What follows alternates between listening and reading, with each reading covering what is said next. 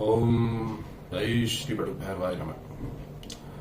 संतो एक बहुत ही रोचक बात आपके साथ साझी करनी है।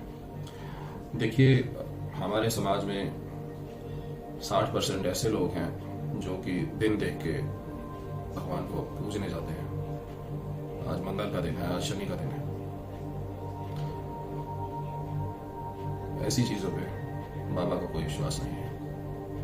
देखिए, मैं स्पष्ट बात करूंगा, हमारे श्वास जो हैं 24 आवर चलते हैं, इनके चलने का कोई समय नहीं है। ऐसे ही बाबा को पूजने का कोई समय नहीं है। किसी भी समय आप पूज सकते हो, कोई दिन नहीं है निश्चित। हर समय आप बाबा को पूज सकते हो, बाबा की पूजा कर सकते हो, बाबा का जाप कर सकते हो।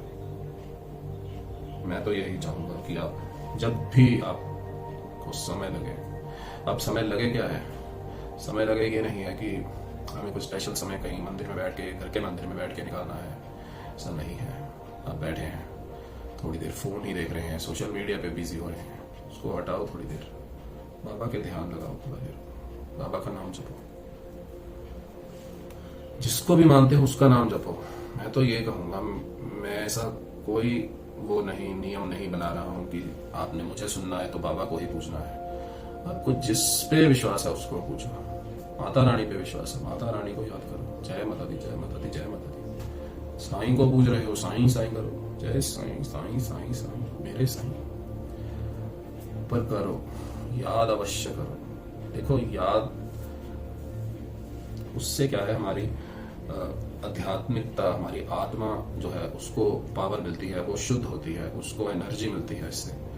तो ये उसके लिए, हमारी आत्मा के लिए है। हम अपनी बॉडी के लिए क्या क्या करते हैं, नहाते हैं, शैम्पू करते हैं, सोप लगाते हैं और जाने दुनिया जहान के तेल लगाते हैं। शरीर को तो कर लिया, बॉडी को कर लिया हमने क्लीन, जो कि नहीं होगी जितना भी रगड़ लो, नहीं होगी, फिर भी नहीं होगी।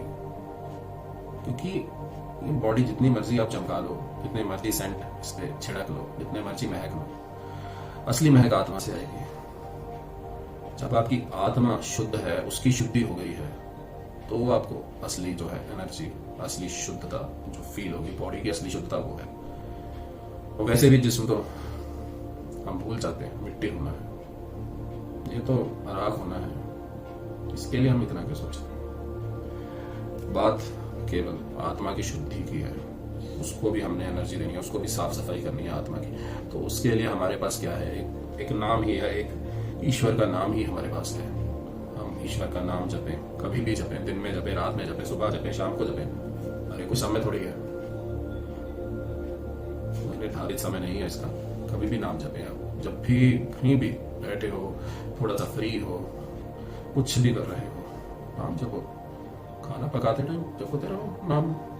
जब कोई बात करने वाला तुम्हारे साथ नहीं है तो बाबा से बात करो, अपनी माता से बात करो, अपने इष्ट से बात करो, उनका ध्यान करो, आत्मा को शुद्ध करो, आत्मा की एनर्जी बढ़ाओ। इससे बढ़कर और क्या है जीवन में।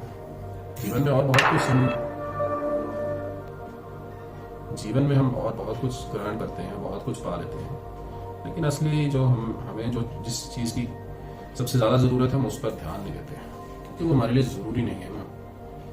जब तक हम जीवित हैं, हम तो ये दुनियादारी के चक्कर में गोल गोल गोल गोल घूमते रहेंगे बस। मंदिर गए, थोड़ा सा दिखावा कराए, शनि को तेल चढ़ाया, मंदिर गए, थोड़ा सा दिखावा कराए, शनि को तेल चढ़ा दिया, हनुमान जी को भोग लगा दिया, गणेश जी को लड्डू चढ़ाया है, बस हो गया हमारा। टोकरी लेकर चले गए, फूल बताशे और जाने क्या क्या हम चढ़ाए। अरे वो अर्पण करना, देखिए, अर्पण अगर हम सही से कर रहे हैं, अपनी आत्मा से कर रहे हैं, अपनी आत्मा को स्थिर रख के कर रहे हैं, निस्वार्थ होकर कर रहे हैं, तो वो भक्ति सबसे सफल है, वो आत्मा को लगती है।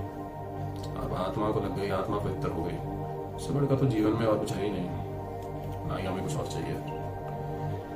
तो मेरी आप सबसे बार बार यही कामना और प्रार्थना है कि 24/7 जब भी समय लगे, अरे उदास हो तुम, सैड गाने क्यों सुन रहे हो, बाबा का ध्यान करो, जिसको मानते हो उसका ध्यान करो, उसका जाप कर लो। इससे बढ़कर और जीवन में क्या है।